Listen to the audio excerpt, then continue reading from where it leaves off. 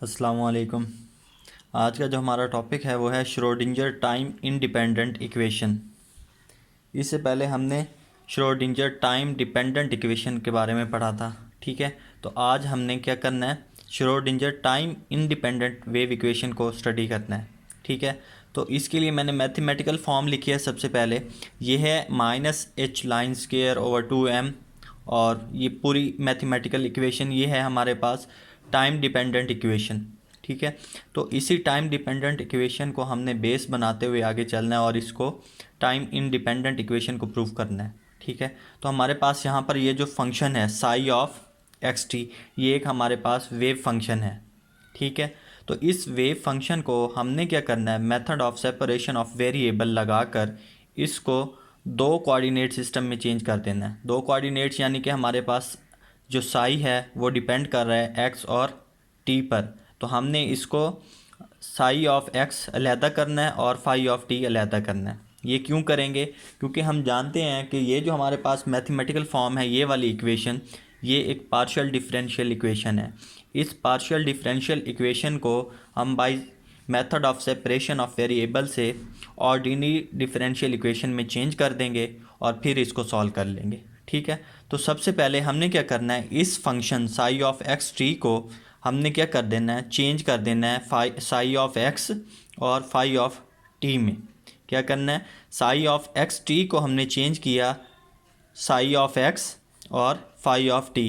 ये भी साई है, ये भी साई है। इसकी थोड़ी सी मैंने नोटेशन चेंज कर दी है ताकि हमें आसानी से पता चले ये साई और है, ये साई और है। ये जो साई है ये फंक्शन है एक्स और टी का, जबकि ये जो साई है ये सिंपली एक्स का फंक्शन है। और फाई ऑफ टी हमने इसको इन दो में चेंज कर दिया। अब हम क्या करेंगे, इस पूरी वैल्यू को यानी कि जहाँ पर हमारे पास साई ऑफ एक्स टी होगा उसकी जगह हमने साई ऑफ एक्स और फाई ऑफ टी पुट कर देना है, ठीक है। तो हम इक्वेशन इस ये जो हमारे पास मैथमेटिकल इक्वेशन है टाइम डिपेंडेंट इक्वेशन वाली, इसमें हम इस साई की वैल्यू को पुट कर देंगे। तो पुट करने के बाद हमारे पास ये इक्वेशन बन जाएगी, ठीक हो गया। अब यहाँ पे ये समझें, यहाँ पर था करली square psi of x T, तो हम क्या कर रहे हैं, यहाँ पर फाई ऑफ टी को बाहर ले लिया है, साई ऑफ एक्स यहाँ पे रखा है। वो इसलिए क्योंकि नीचे जो डेरिवेटिव लिया हुआ है हमने, जो पार्शियल एक्स स्क्वायर है वो एक्स के लिहाज से है। तो ये जो फाई ऑफ टी है ये एज अ कांस्टेंट ट्रीट करेंगे, तो इसको हम बाहर ले लेंगे और अंदर आ जाएगा psi of x over curly x square, ठीक है। इधर यहाँ पर साई ऑफ एक्स टी था तो हमने वहाँ उसकी वैल्यू पुट कर दी। और राइट हैंड साइड में हमारे पास था करली साई ऑफ एक्स टी, तो नीचे था करली टी। तो अब यहाँ पर जो साई ऑफ एक्स है वो एज अ कांस्टेंट ट्रीट करेंगे और फाई ऑफ टी को हम एज डेरिवेटिव में यूज़ कर लेंगे। क्लियर है, ओके। इस इक्वेशन के बाद हमने क्या करना है, dividing both sides by phi of t और psi of x. Psi of x और फाई ऑफ टी से इस पूरी इक्वेशन को डिवाइड कर देना है और साथ एज्यूम कर लेना है कि ये जो पोटेंशियल है v of x T is a function of potential only, sorry position only. अब ये जो हमने पोटेंशियल यूज़ कर रहे हैं यहाँ पे ये फंक्शन है x ऑफ t का, लेकिन यहाँ पर हम क्या कह रहे हैं कि हमने इसको लेट कर लेना है, ये जो पोटेंशियल है ये फंक्शन है किसका, पोजीशन ओनली, यानी कि सिर्फ पोजीशन का है। तो ये दोनों चीज़ें, एक डिवाइड करना और एक पोजीशन ओनली वाला, यानी कि हमने पोटेंशियल को सिर्फ पोजीशन का फंक्शन मानना है, टी को इग्नोर कर देना है, टी को छोड़ देना है। तो इन दोनों चीज़ों को साइमल्टेनियसली हमने यूज़ करना है, डिवाइड भी करेंगे और साथ पोजीशन और पोटेंशियल को टाइम फ्री भी कर देंगे। तो हमने क्या किया, यहाँ पर हमने इससे डिवाइड किया, तो यहाँ पर आपके पास था phi of t, phi of t से phi of t cancel out हो जाएंगे, नीचे रह जाएगा 1 ओवर साई ऑफ एक्स और curly square psi of x over curly x square plus V of x हो जाएगा। जहाँ पर टी था तो वहाँ पर वी ऑफ एक्स हो जाएगा, जबकि साई ऑफ एक्स और फाई ऑफ टी दोनों इससे कैंसिल हो जाएंगे, ठीक है। और राइट हैंड साइड पे iota h line, h cut या h line 1 over phi of t, क्योंकि यहाँ पर साई ऑफ एक्स था तो वो साई ऑफ एक्स से कैंसिल आउट हो जाएगा और बच जाएगा 1 over phi of t curly phi of t over curly t. अब इस इक्वेशन को अगर हम देखें, इस पूरी इक्वेशन को, तो जो लेफ़्ट हैंड साइड है वो हमारे पास पोजीशन की इक्वेशन है। क्या है, पोजीशन की इक्वेशन है, जबकि जो राइट हैंड साइड है वो टाइम की इक्वेशन है। एक जो हमारे पास लेफ्ट हैंड साइड है वो सारी एक्स वेरिएबल की इक्वेशन है, जबकि जो राइट हैंड साइड है वो सिर्फ टी की है। ये हमने दो इक्वेशंस को सेपरेट कर दिया by using method of separation of variable. हमने किया क्या है, हमने पिछला जो टॉपिक पढ़ा था टाइम डिपेंडेंट वाला, उसकी मैथमेटिकल फॉर्म ली, उसमें से साई को निकाला, साई को हमने दो मुख्तलिफ वेरिएबल्स में चेंज कर दिया, यानी कि हमने उसको तोड़ दिया दो हिस्सों में as a product. Psi of x ले लिया और फाई ऑफ टी ले लिया। हमने बस उस साई की जगह उसकी वैल्यूज़ को पुट किया। पुट करने के बाद हमने साई ऑफ एक्स और फाई ऑफ टी से डिवाइड करने के बाद हमारे पास ये इक्वेशन बन गई और ये सेपरेट हो गई। अब ये दो इक्वेशनें हैं, एक ये इक्वेशन है और एक ये इक्वेशन है, ये आपस में क्या है, इक्वल हैं। ये इक्वल कैसे हो सकते हैं, एक तरफ तो एक्स है और एक तरफ टाइम है, ठीक है। तो ये किसी एक पॉइंट पर इक्वल हैं, ये वैसे इक्वल नहीं है। जैसे कि अगर मैं कहूँ कि आपके पास एक साइड पे है आपके पास 3x² + 5x और इक्वल है राइट हैंड साइड पर t² + 2t। तो अगर t की वैल्यू हमारे पास 2 हो और x की वैल्यू हमारे पास 1 हो तो हमारी बोथ साइड जो आंसर आएगा वो 8 आएगा। 8 = 8, यानी कि किसी एक किसी एक पॉइंट पर ये दोनों कंडीशंस जो हैं हमारे पास, यानी कि ये जो इक्वेशंस बनी हुई है इक्वल हो सकती हैं, अदरवाइज़ ये इक्वल नहीं है। क्योंकि एक हमारे पास जो है वो पोजीशन है और दूसरी हमारे पास क्या है, टाइम की है सारी इक्वेशन। तो ये दो इक्वेशंस आपस में इक्वल नहीं हो सकती। तो इसलिए हमने क्या किया, the above equality is valid only if right hand side and left hand side are equal constant, equal to some constant, यानी कि ये दोनों इक्वेशन किसी एक कांस्टेंट वैल्यू, जैसे हमने कहा कोई अगर एग्जांपल ले लें, जैसे मैंने एक एग्जांपल लिया है 5x 3x² + 5x इक्वल ले ली है t² + 2t, और मैंने कहा है t की जो वैल्यू अगर मैं कहूँ 2 है और x की वैल्यू हमारे पास क्या है, 1 है। अगर हम इसमें x की वैल्यू को पुट करें और उधर t की वैल्यू को पुट करें तो हमारे पास जो आंसर आएगा वो दोनों तरफ सेम आएगा। तो किसी एक पॉइंट पर या किसी सम पॉइंट्स पर किसी एक पॉइंट पर जाके इन दोनों इक्वेशंस की वैल्यू सेम है। तो हम इसलिए इन दोनों इक्वेशंस को क्या कह रहे हैं, ये इक्वल हैं फॉर सम कांस्टेंट, कोई एक कांस्टेंट है। तो मैंने कांस्टेंट कौन सा ले लिया, जी ले लिया। तो फर्स्ट मैंने लेफ्ट हैंड साइड को इक्वल रखा है इस कांस्टेंट के इक्वल रखने के बाद हमारे पास जो आगे इक्वेशन है, आप देखें लेफ्ट हैंड साइड जो हमारी है वो सारी चेंज हो गई एक्स में, एक्स वेरिएबल में। सिंगल वेरिएबल है तो मैं इस करली को चेंज कर देता हूँ d²/dx² में, ठीक है। क्योंकि डेरिवेटिव और जो पार्शियल डेरिवेटिव होता है जब एक सिंगल वेरिएबल की बात होती है आपस में इक्वल होते हैं। तो मैं इस करली की जगह d को रख देता हूँ और इक्वल है g। ये हमारी बन गई इक्वेशन नंबर 1।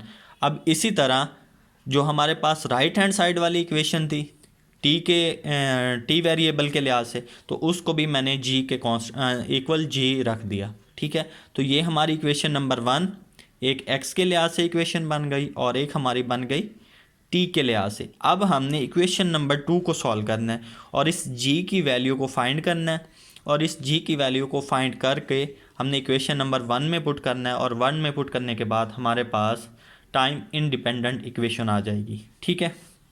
तो हम क्या करते हैं, इस आयोटा को इधर ले आते हैं, ये नीचे आ जाएगा और एच लाइन या एच कट वो भी नीचे आ जाएगा।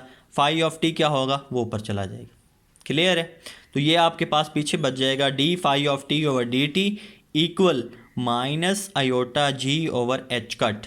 तो पहले क्या मैंने कहा, आयोटा जब नीचे आएगा तो हमने क्या करना है, सिंपली आयोटा से मल्टीप्लाई भी कर देंगे और नीचे डिवाइड भी कर देंगे। नीचे आयोटा स्क्वायर होगा तो वो माइनस हो जाएगा, तो minus iota g/h cut phi of t. Clear है। तो हमने अब इस डिफरेंशियल इक्वेशन को सॉल्व करना है। ये हमारे पास एक डिफरेंशियल इक्वेशन आ गई, और ये अगर हम देखें कि ये हमारे पास एक फंक्शन है और फंक्शन का हमने डेरिवेटिव लिया तो अगेन हमारे पास वही फंक्शन आ गया और सम कांस्टेंट वैल्यू आ गई। यानी कि जैसे हम एक्सपोनेंशियल फंक्शन देखें तो वो भी ऐसे ही होता है कि फंक्शन एज इट इज़ आ जाता है, उसके साथ सम कांस्टेंट वैल्यू आ जाती है। तो अब इस डिफरेंशियल इक्वेशन को हमने सॉल्व करना है। तो इसका जो सोल्यूशन है वो ये है, phi of t is equal to e power minus iota g/h cut into T.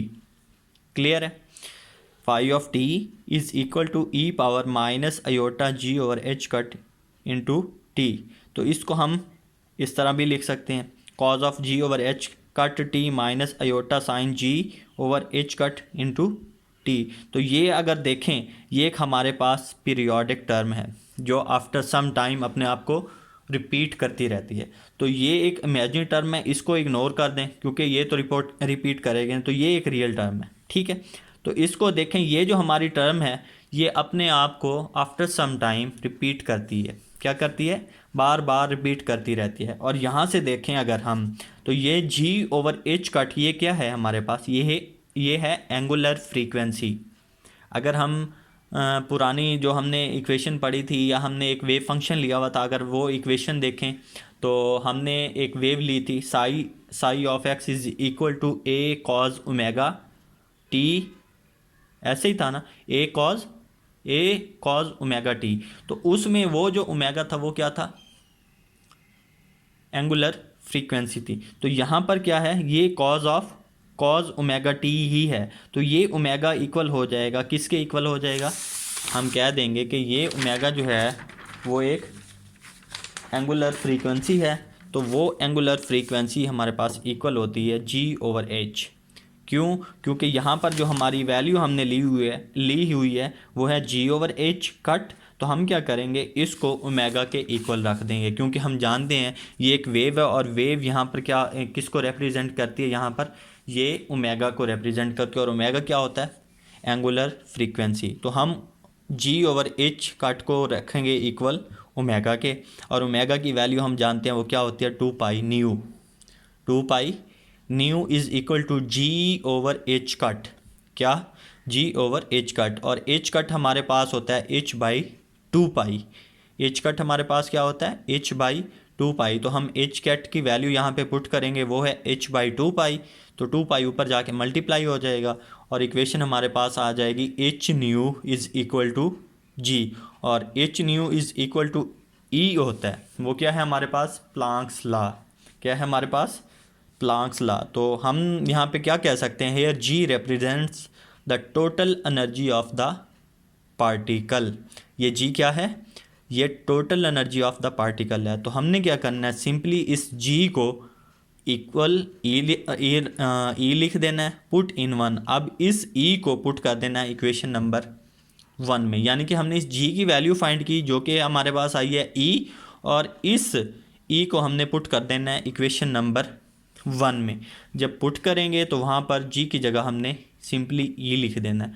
अब करेंगे हम multiply both side with minus psi of x, minus psi of x, minus minus plus हो जाएगा, psi of x cancel out हो जाएंगे।